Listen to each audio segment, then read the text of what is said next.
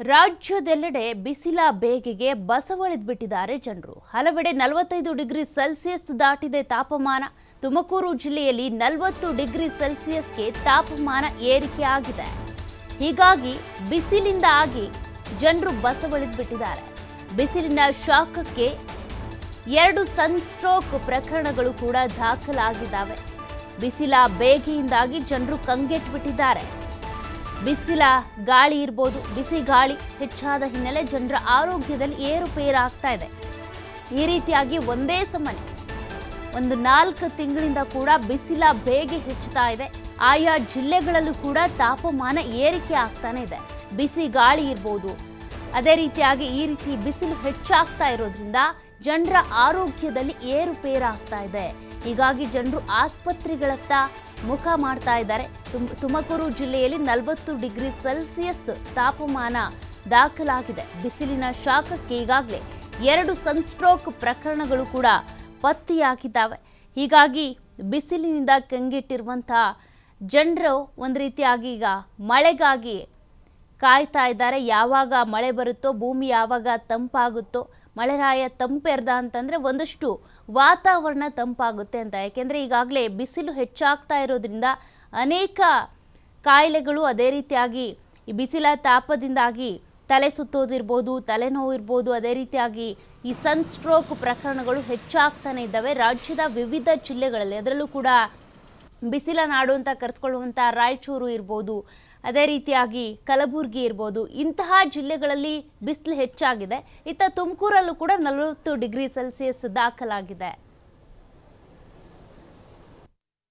ಆ ಕಡೆ ಬರಕ್ ಆಗ್ತಾ ಇಲ್ಲ. 9 ಗಂಟೆಗೆಲ್ಲ ಬಿಸಿಲು ಜಾಸ್ತಿ ಆಗ್ಬಿಡುತ್ತೆ, ಸುಸ್ತಾಗುತ್ತೆ.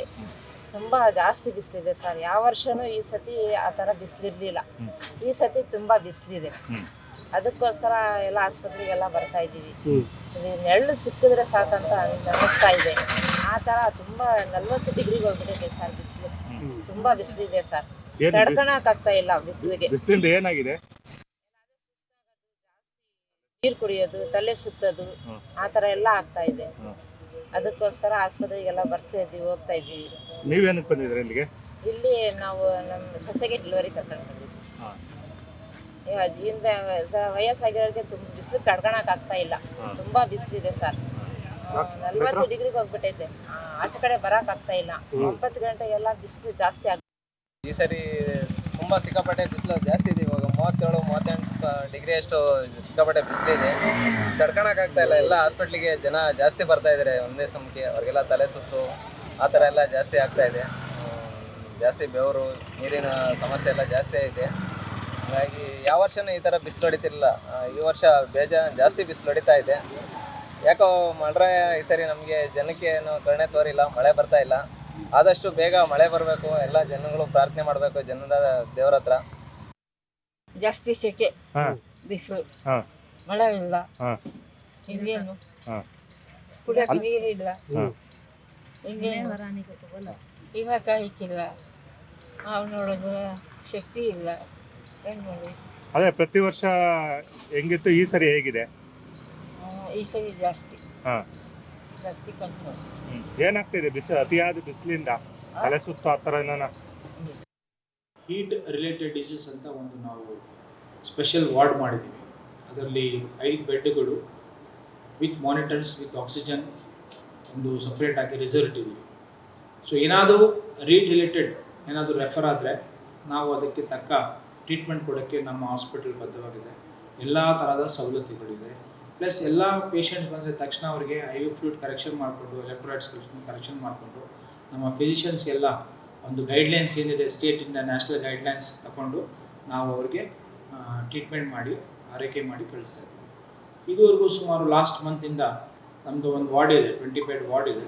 ಅದರಲ್ಲಿ 5 ಬೆಡ್ ಸಪ್ರೇಟಾಗಿ with monitor, oxygen and drinking water facility ಅಲ್ಲಿ ಸಪ್ರೇಟ್ ಮಾಡಿಕೊಂಡು ಅಲ್ಲಿ ವ್ಯವಸ್ಥಿತವಾಗಿ ನಾವು ಅದು ಲಾಸ್ಟ್ ಮಂತೆ ನಾವು ಅದು ಮೀಸಲಾತಿಯಾಗಿ ಇಟ್ಟಿದ್ದೀವಿ.